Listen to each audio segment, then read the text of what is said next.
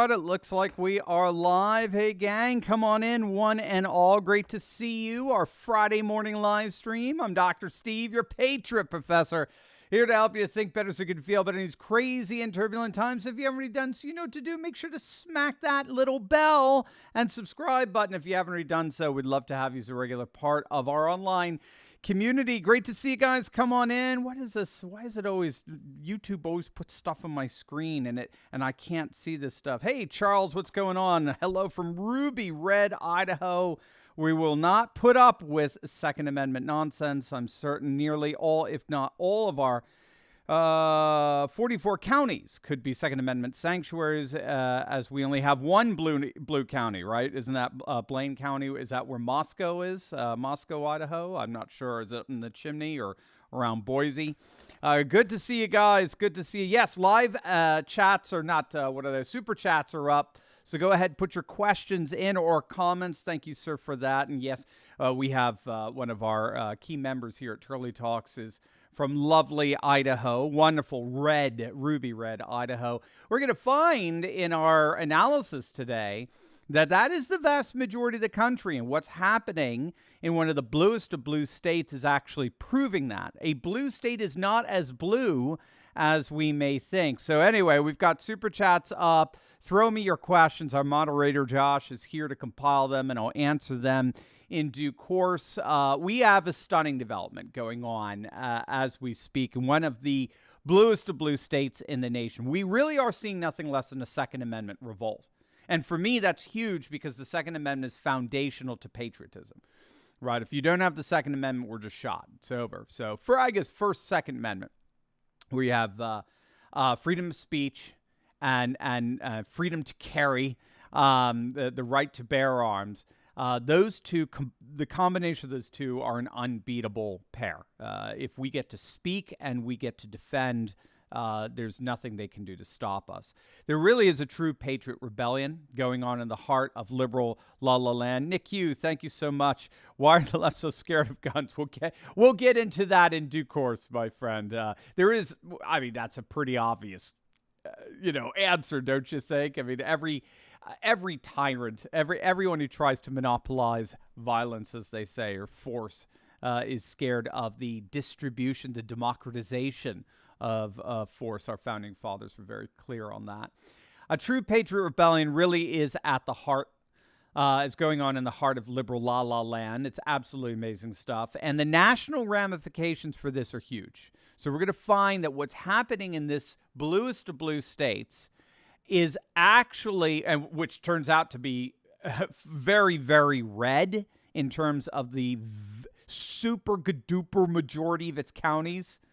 We're going to find that what's happening in this blue state is actually giving us a bigger picture of what's really happening in our nation. And I want to underscore that. What's really happening in our nation. Something that our legacy media is completely ignoring at best and deliberately hiding at worst. And it's going to be it's going to absolutely blow you away. It's going to give you a whole new reconceptualization of our nation and where we are politically right now. I got the receipts. I'm going to show it to you. I'm going to break it down for you so that you can share it with your friends, encourage them, or hopefully convert those who need the conversion so that we can continue this massive patriot rebellion on behalf of faith, family, and freedom. First, gang, help me to keep the lights on here by clicking on that link below right now and treating yourself, your loved ones, with a warm, soft, comfortable MyPillow product from the one and only Mike Lindell.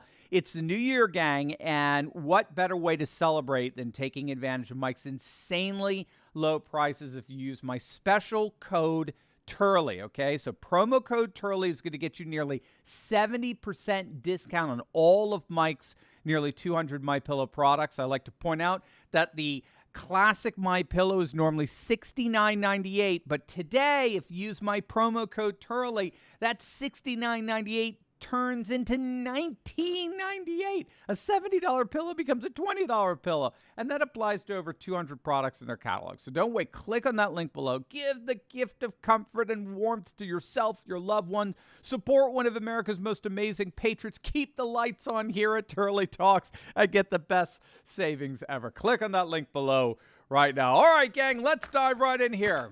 So, Fox News is reporting, it was just last night, Tucker Carlson is reporting on a mass rebellion, a revolt among county sheriffs throughout the solidly, at least we thought, solidly blue state of Illinois.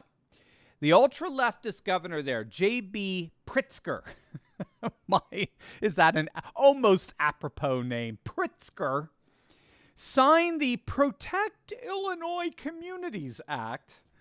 I mean, I don't know why they come up with such nauseating titles for their laws.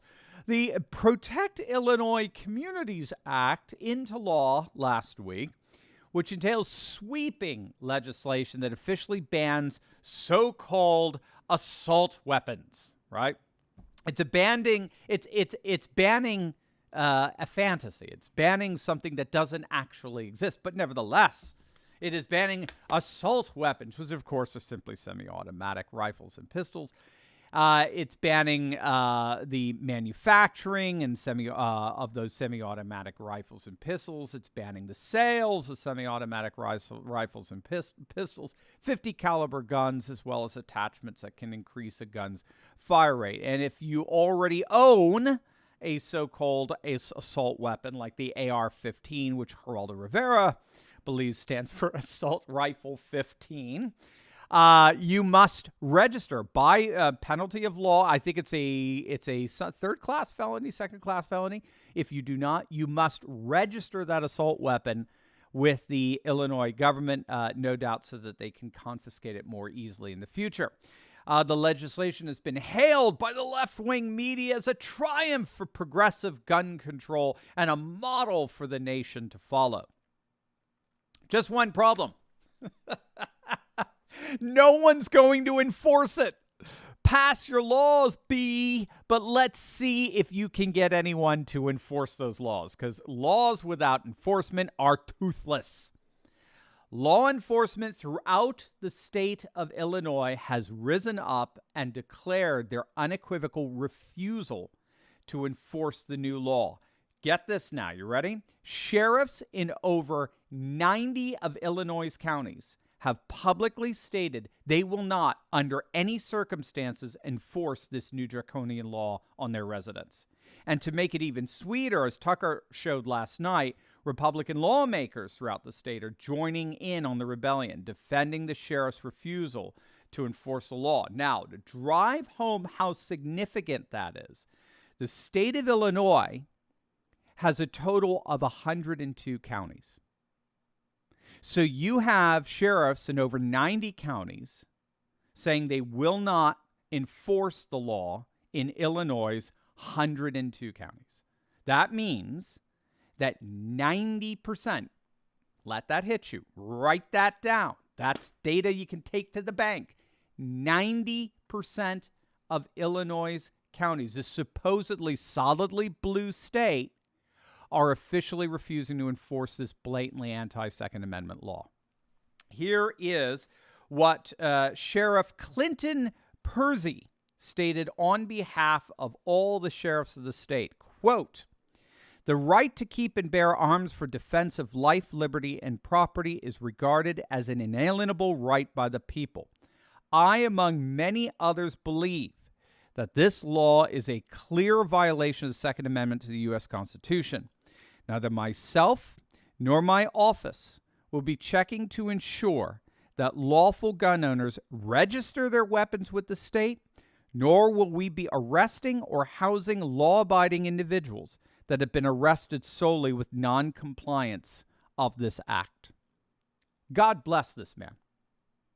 God bless these men. And I mean that. God bless these men. These are real men.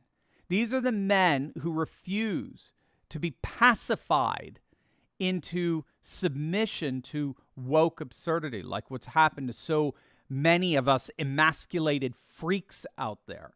I mean, this is exactly why the woke left hates the kind of true men that voices like Jordan Peterson have been advocating for years now. So what this Sheriff Clinton Persy is saying here, in his refusal to enforce this law, he is saying on behalf of 9 out of 10 sheriffs throughout this supposedly solid blue state. Now, this rebellion is shining some, and we're going to talk about whether this law, the sweeping law, has any chance of surviving our current Supreme Court. We're going to talk about that in due course. But I want to look at a larger picture here.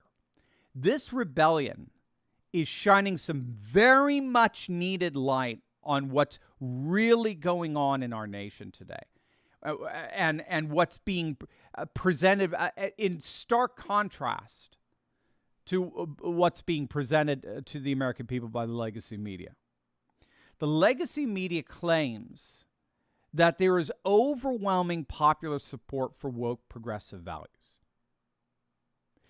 Illinois, again, one of the deepest blue states in the country, supposedly, Illinois proves that simulated reality is, in fact, a lie. It is demonstrably a lie. When 90% of a blue state's counties tell their leaders to shove their gun control legislation where the sun don't shine, there's obviously something not quite right going on here. We see the same thing unequivocally, and again, this is where I'm going to show you the receipts. We see the same thing happening in equally supposedly blue states such as Oregon and Washington in the Pacific Northwest. Here's some stats for you. In the last election there, the Democrat Tina Kotek won the governor's race. This is in Oregon. She won the governor's race despite the fact that she lost 29 of Oregon's 36 counties. I want to repeat that because I think that's so essential for us to understand here. Again, Oregon is super blue, right, in terms of its supposedly representative politics. Oregon is super blue, right? Both senators are thoroughly Democrat, governor Democrat, you name it. The Democrat in Oregon for governorship won her race despite the fact that she lost 8 out of 10 counties. More than half of those counties that she lost, nearly 20 in all, voted against her by a margin of nearly 40 to 50%. In fact, she won by a 68,000 vote margin. That came exclusively from the massive margin of victory she got in Multnomah County, in one single county, which of course houses the city of Portland, the broken, Antifa-ridden, infested city of Portland. One county. If you got rid of that one county out of 36, the Republican would have won the race by 10 points. So much for representative democracy. It's the same in Washington State, right? Just north there in the Pacific Northwest. In Washington State, in the Senate race with Patty Murray, the Democrat, she won re-election by 15 points. But she lost 28 out of 39 counties. Her entire 442,000 vote margin victory came from a single county, King County, which of course houses Seattle. Even in liberal California, Gavin Newsom, in his latest recall, lost more counties than he won. Now, you contrast that with someone like a Ron DeSantis or virtually any other governor, Republican governor in any red state. Red states are fascinating because their governors win the vast majority of their counties. Where in virtually every blue state, their governors win only about 10% of their counties. 10, 20%. Ron DeSantis won 62 of Florida's 67 counties. Another very quick corroboration here is with the whole issue of abortion. Many people don't know that before the overturning of Roe v. Wade, God bless the Supreme Court, abortion was already practically illegal. It was literally non-existent. There was not a single abortion clinic or abortion place of procedure in 90% of the counties throughout the nation. Are you seeing a very suspicious picture emerging here? What the media depicts as our nation, what the media depicts as the values and the politics that dominate our nation, constitute only about 10 to 20% of our country. They're a super minority in terms of regions. They're coastal elite city collections of populations. That's it. The vast majority of the nation wants nothing to do with this. What's happening in Illinois, I believe, is just the beginning of what promises to be a mass rebellion of the majority of deep red counties throughout the nation that are ready to tell our cosmopolitan cities where they could stick their woke progressive values. The more our nation turns into the political equivalent of San Francisco ruling Alabama, the more the Alabamas of our nation are going to rise up and rebel. And that's exactly what's happening, I think, with these sheriffs. And they're not alone. I'm sure many of you know, we talk about a lot on our channel. This is exactly what's happening in counties all across the nation. As of today, there are now nearly 1,930 to be exact, from my last research. There are 1,930 counties protected as Second Amendment sanctuary counties, either at the state level, so it covers the whole state, or at individual county levels, and very much like we're seeing here with Illinois. That represents an astonishing 61% of the counties in our nation. We got 3,141 counties in the nation. Nearly 2,000 of those, just over 3,000 counties, are official Second Amendment sanctuaries. And the beauty of the sheriff's office enforcing these sanctuaries is wonderful because they're not accountable to governors. They're elected. So they're only accountable to their constituents. The governor has no jurisdiction over the sheriff. And the constituents, of course, are all overwhelmingly pro-Second Amendment. And the governor of Illinois knows this. He's absolutely livid that 9 out of 10 counties in Illinois are refusing to enforce the so-called assault weapons ban. And if you don't know, just so we're clear on it, because we're going to hear that constantly here, and I know a lot of you already know this, but assault weapons are merely semi-automatic rifles, just like semi-automatic handguns. A gun that simply self-loads a cartridge a cartridge with every pull of the trigger. There's nothing mechanistically different about a so-called assault weapon than a 9mm handgun, the most popular weapon in the world in the country for self-defense. So we use this the term assault weapon. Actually, we can derive it. There have been studies on this. It comes back. It was used originally in the late 1980s, and it's derived from a 1988 paper written by a radical gun control activist and violence policy center founder by the name of Josh Sugarman. So he's not trying to sugarcoat anything here, I guess. This the whole purpose of this term, put together by this radical gun control activist, is a blatant attempt at manipulating public opinion against semi-automatic guns in general. It's not a neutral term. The assault weapon is not a neutral term. It's not reflective of any mechanistic distinction that certain rifles have over others.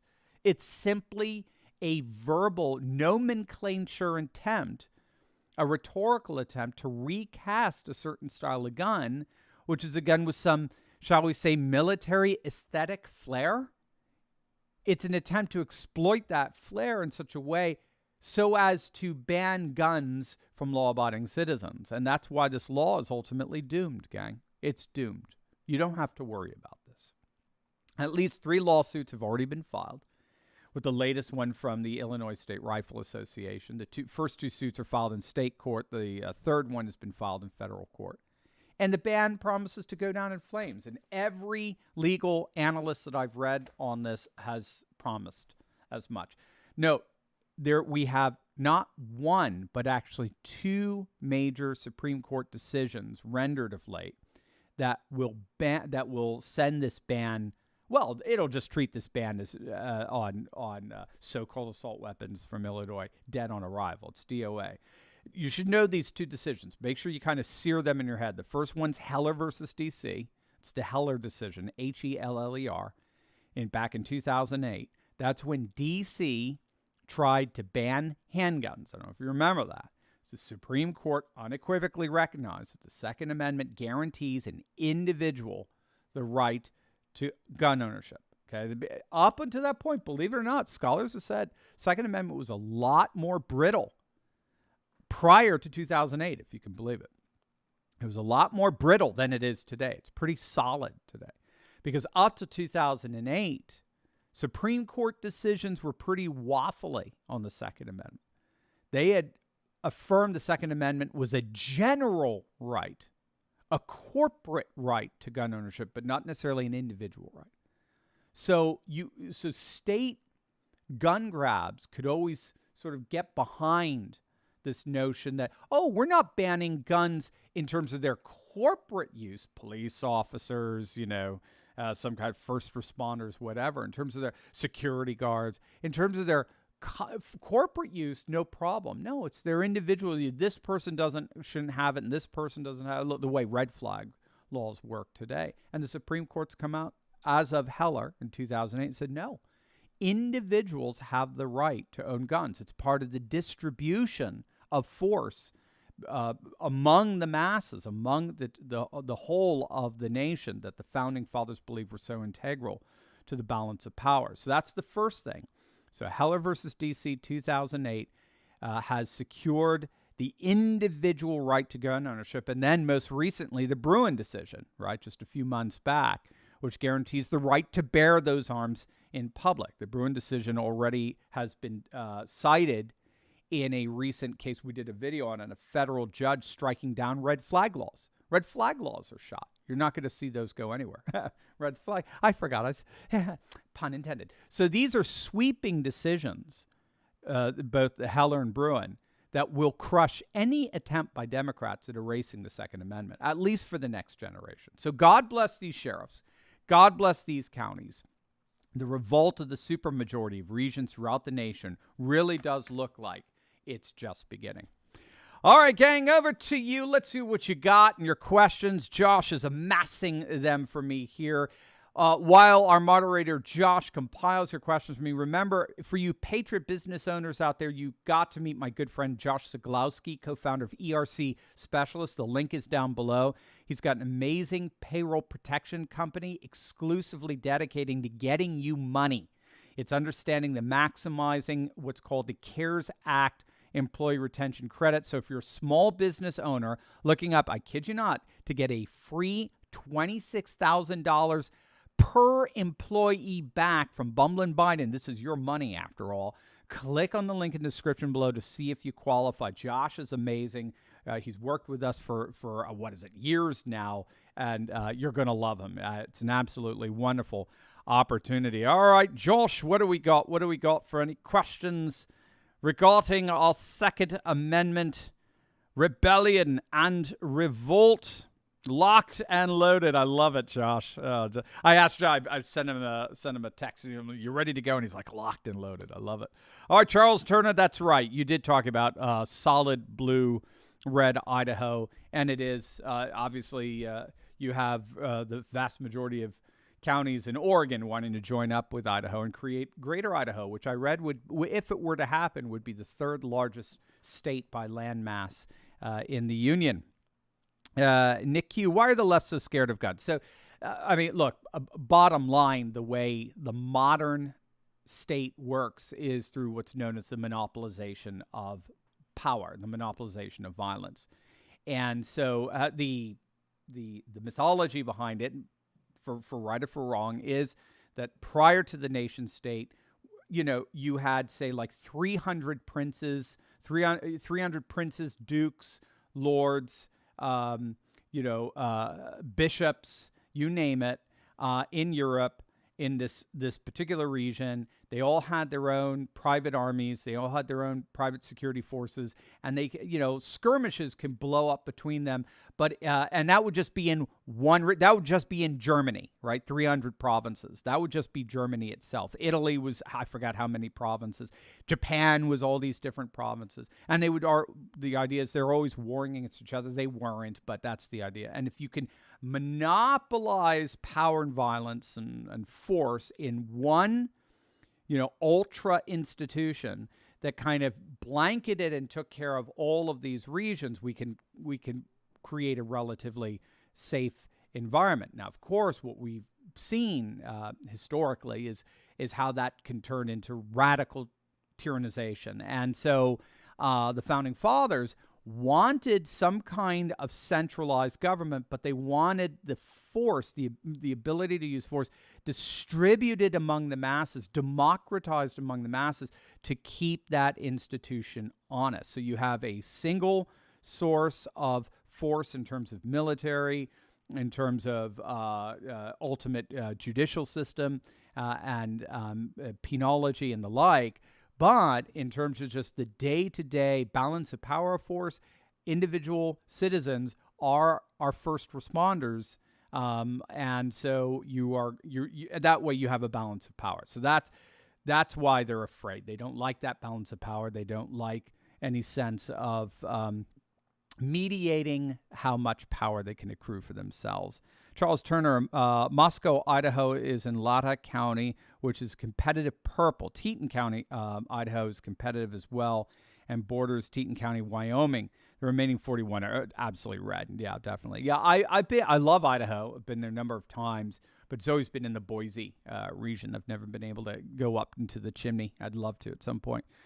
Ira Stone doesn't look like Supreme Court will help us out. Now, why do you say that, Ira? It was all right. Well, I know why you're saying that. You're saying that because of the latest decision, Supreme Court. I love and I hate conservative media. I love and I hate conservative. No, I'm not. This is not my Steven Crowder moment. And I've got the goods and I'm going to expose them. No. I love and I hate. Obviously, I love conservative media. Obviously, I wrote the fake news antidote that you can download on our just go by turleytalks.com and you can grab a fake news antidote. I hate the Chicken Little, the sky is falling, black-pilled addiction of conservative media. I get where it comes from. We've talked about it. The modern world is inherently liberal. The modern world, fundamentally since the 18th century, has been about a mass Western project of emancipating ourselves from our traditions. It looks at everything that came prior to that as well, on the one side, the more enlightened side, as superstitious and knuckle dragging and the like, or on the other side, the left side, racist and bigoted and all kinds of phobic. So we're doing everything we can to crush our traditions of faith, family, and freedom. So the modern world is inherently liberal, so I get it. It just feels like we're always moving to the left. I get the black pilling. What happened this week, however, with the Supreme Court was a massive, massive nothing burger. You've got to go ahead and do your own research. Go ahead and do your own research. But don't go to the black-pilled sites. The Supreme Court let us down. Supreme Court ruled against gun rights. That is absolute nonsense. All the Supreme Court did this week was deny an emergency petition from a group of New York firearm dealers who asked the court to block some parts of yet another New York gun-grabbing law that they claimed, I'm sure rightfully, were hurting the profitability of their business. That's it. And the Supreme Court turned it down, unanimously, by the way. And the reasoning was that they want to honor the federalist judicial system and allow the challenge to play out in the lower courts. And here's the key, with the confidence that those courts will crush that New York law in light of Heller and Bruen. They want precedent established for Heller and Bruen, just like what recently happened with a federal court, an appeals court, that killed the red flag laws. They want ample precedent established in light of Heller and Brewer, very much like what happened with abortion laws since Roe v. Wade over 40 years. They don't want to have to enforce it. They don't want to have to enforce Second Amendment rights. They want lower courts to enforce it. That establishes an ironclad precedent for the protection of Second Amendment. And the decision this week made it very clear that if those lower courts fail in that duty, the Supreme Court will step in and rectify it. There is no way that New York law is going to survive the Supreme Court. But the Supreme Court wants to allow lower courts to do the right thing. That's all. So, and if you read the black-pilled conservative media, you'll find that in the end they admit that they may leave a lot of details out, but in the end it's a nothing burger. If the Supreme Court says no, we're not going to listen to this because it's playing out in lower courts, just like what happened with Carrie Lake. That's why we haven't been able to do any Carrie Lake updates of late, because the Arizona Supreme Court says no, let it play out in the lower courts. Let's see what they decide. Let's see how they work things out.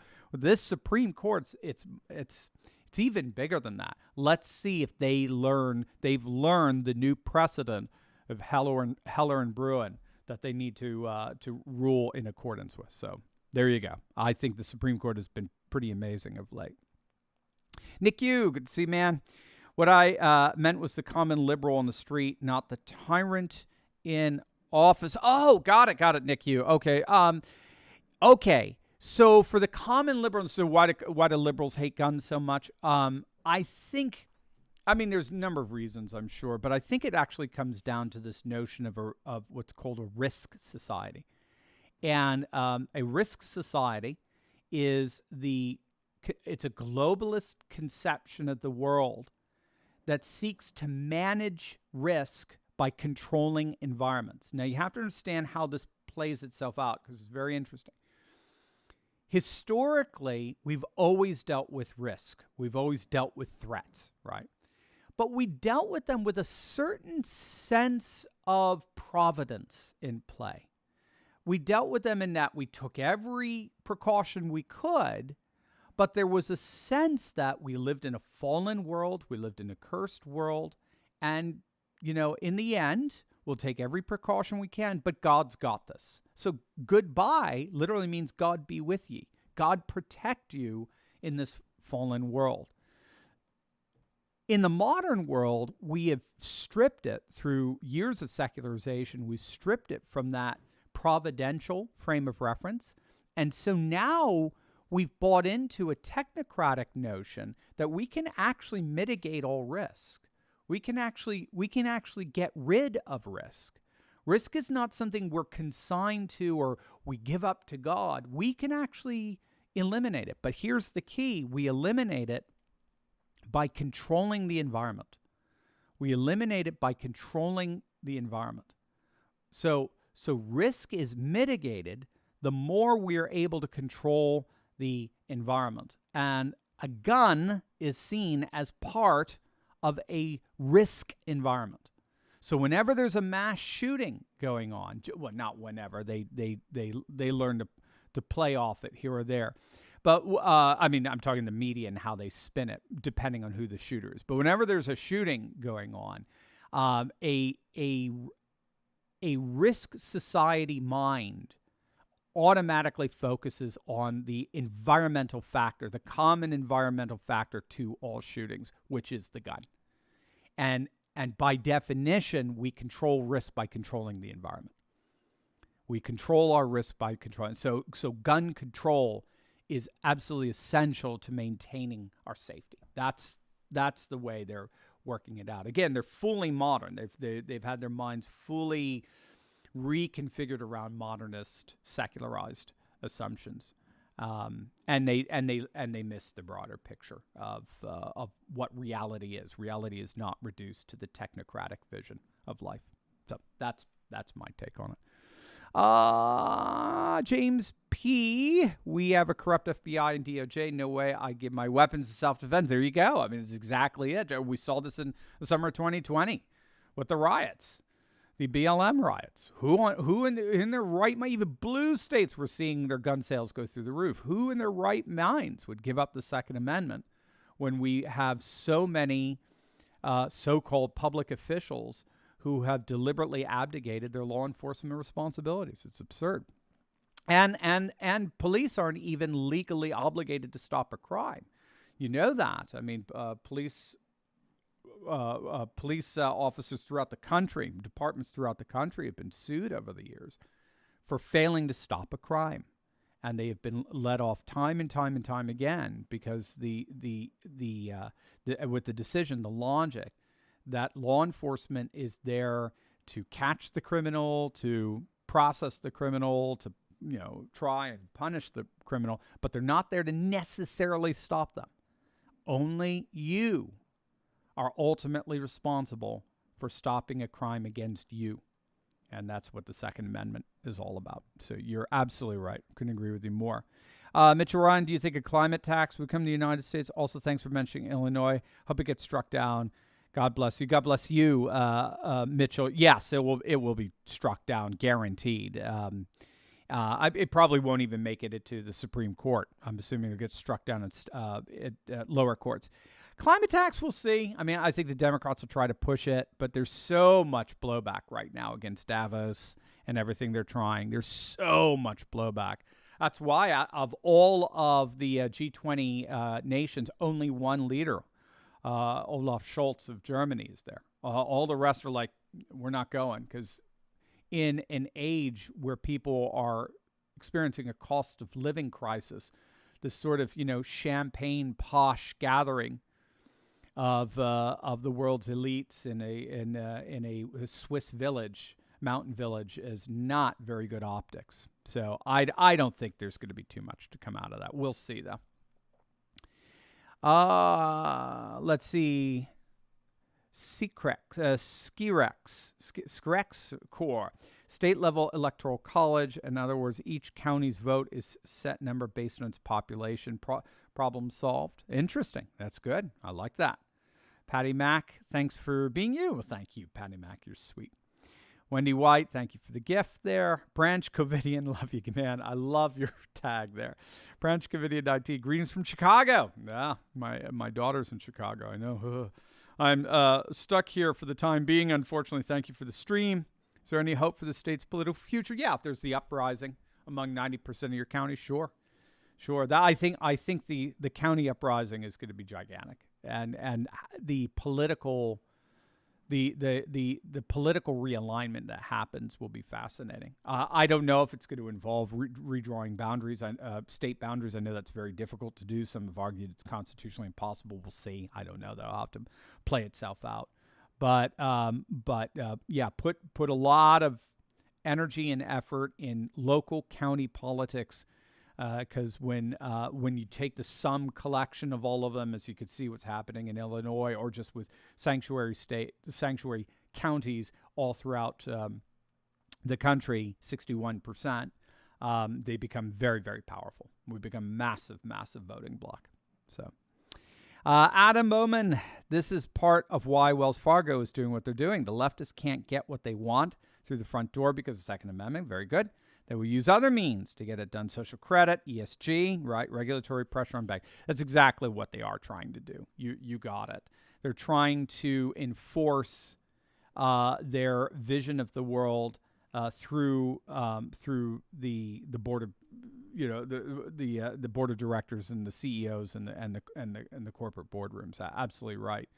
That's why we call them oftentimes fascists. This union between corporate world and business world. It's actually, rather than calling them fascists, there's another F word, which is feudalist. And scholars like Joel Kotkin at a university in California refers to it as re-feudalization. He actually gets that term from Jürgen Habermas back in, if I recall, in the 1970s. He was already noticing that Western societies were becoming re-feudalized. In other words, more and more power and money was amassing around less and less people than any other time we've seen since the medieval period. So I think it was 5 years ago, 400 billionaires had owned 50% of the world's wealth. Today, it's 100 billionaires. I mean, again, it's just astronomical, the amount of wealth and power that are in the hands of so few. And in that process, the government, our politics, has been increasingly disembedded and dislodged from the local because of globalizing processes that deterritorialize.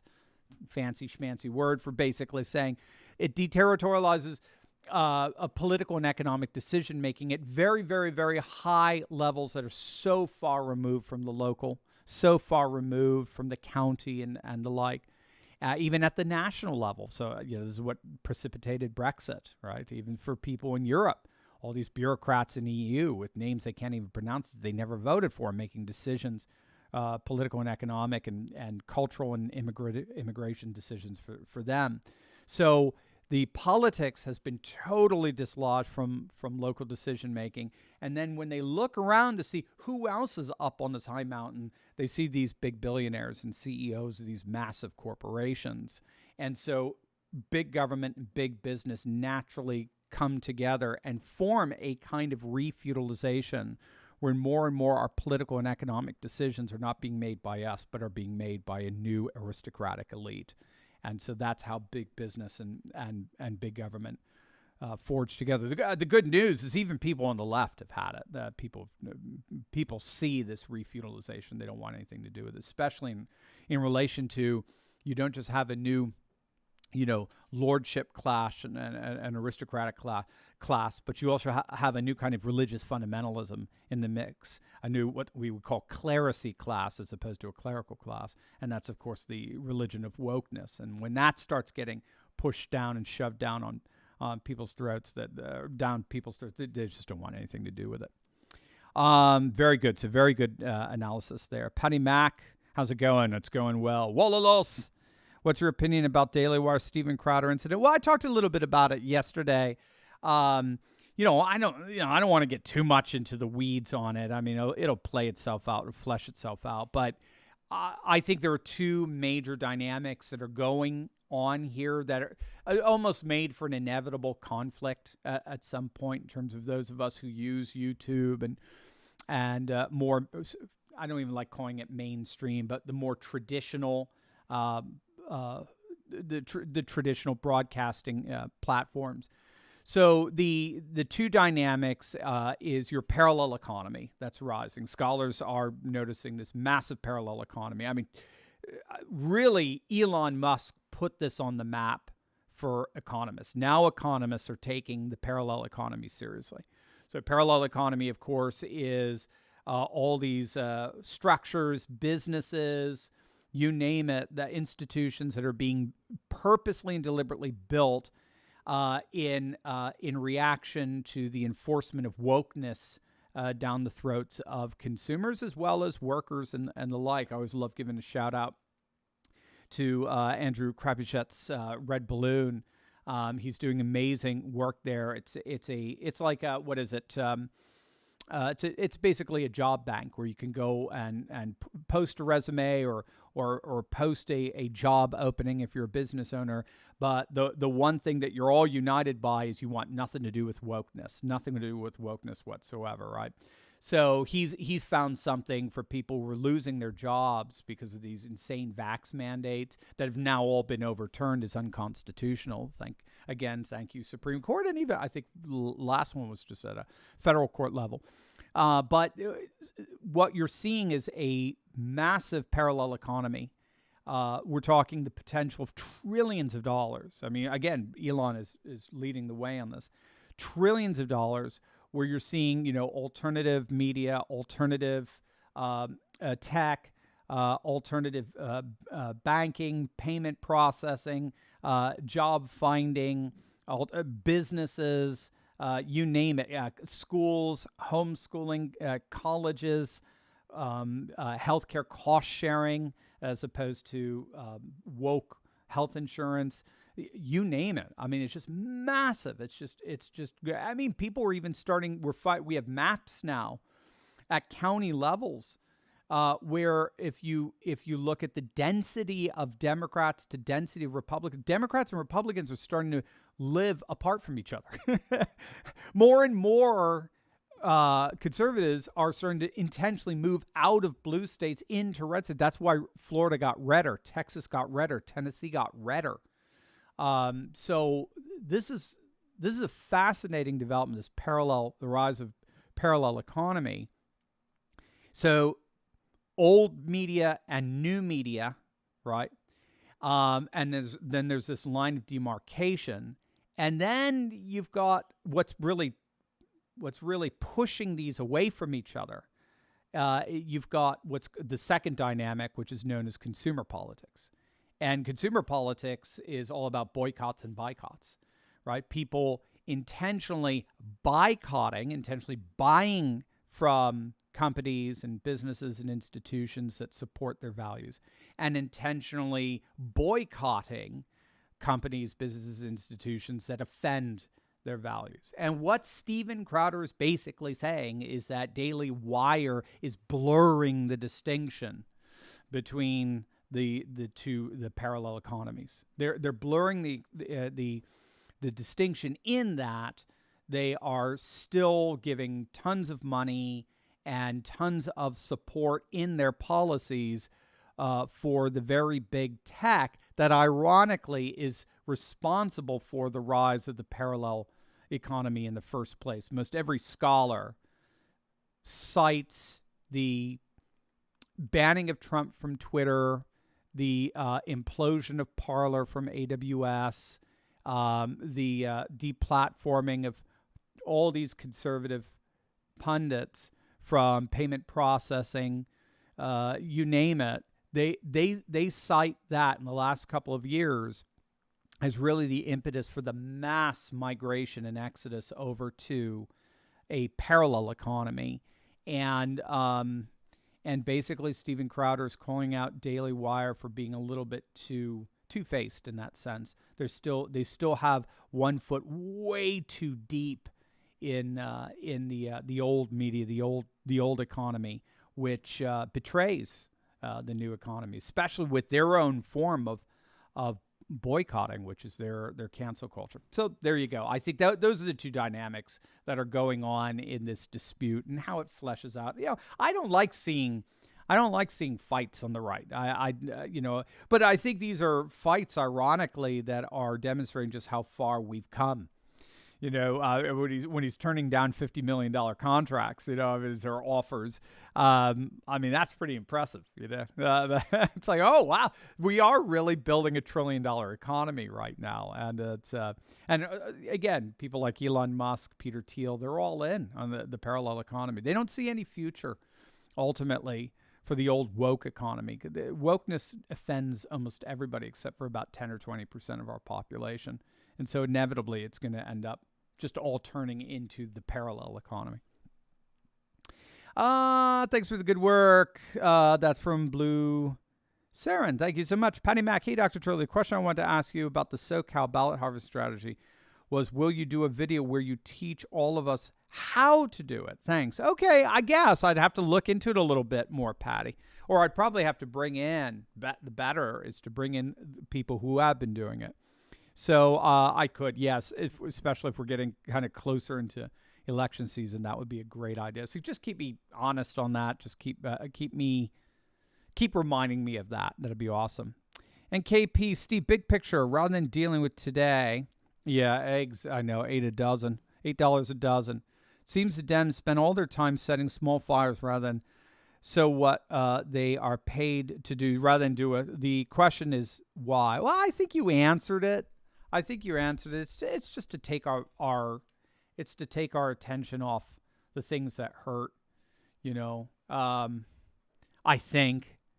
Just look at what's happened with what's her name, Jacinda Ardern in New Zealand, the prime minister there. Ardern's just such a piece of work. She was one of the most brutal advocates of lockdowns, just merciless lockdowns in New Zealand. Of course, the left-wing liberal elite there don't care, but Ardern was the darling of the liberal left, absolute darling, because she was seen really as the answer to Donald Trump and Brexit. Yeah, you have to remember Ardern. She was, among others, a beacon of hope on the left who had been so destabilized mentally and emotionally by Donald Trump and Brexit, both of which they believe was an existential crisis for the liberal international order, precisely because they were. And people like Jacinda Ardern were the answer to this existential crisis. They were going to deliberately and draconianly,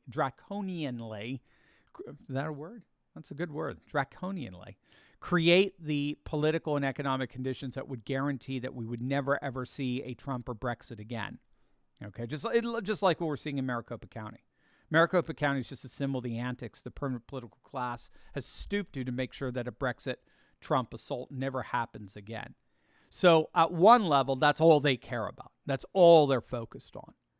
And so any kind of fire that has anything to do with, Trump is, or J6, whatever it is, that's all they care, because that's the biggest assault to their world. But I agree with the assessment that this Jacinda Ardern, who just announced her resignation, I agree with the assessment. She couldn't stand the heat of reality. She was anointed as a saint by the New Zealand media and by the world international media. But in the end, all the problems of New Zealand began to amass in such a way that neither she nor the media could escape them. So they fell to the very same, they're falling victim to the very same conditions that Biden is falling victim to. Inflation, stuttering economy, rising crime. New Zealand's crime has skyrocketed over the last 2 years. Remember, they shut down for 2 years. Their economy is in ruins, and they've seen this shocking rise in crime rates. And then her extreme climate change agenda ended up ravaging New Zealand's farming and agricultural industry, which is the crown jewel of New Zealand's economy. And her polls tanked. Her polls plummeted. So all of these proxy fires, shall we call in a sense, are all there to try to distract people from, I think in the end, from which they can't be distracted ultimately, which is $8 eggs. As you said, it's just, my wife just came back from shopping the other day, and it's the very first thing she says, I just can't believe how much eggs have come. So I don't think she could take the heat. I don't think any of them are going to be able to take the heat long term. And in the end, this crisis is going to hopefully, the one thing that we'll get from this, almost like sanctification, right? As you go through trials in order to be purified, hopefully that this crisis, cost of living crisis, will cost the liberal elites their jobs permanently. All right, gang, I think that is it. I think I answered all those questions. I want you all to have a wonderful, glorious weekend. I will be checking back in with you periodically, I'm sure, throughout the weekend. We got a lot of developments going on. But gang, it's wonderful chatting with you. God bless. And we'll see you next week. Take care.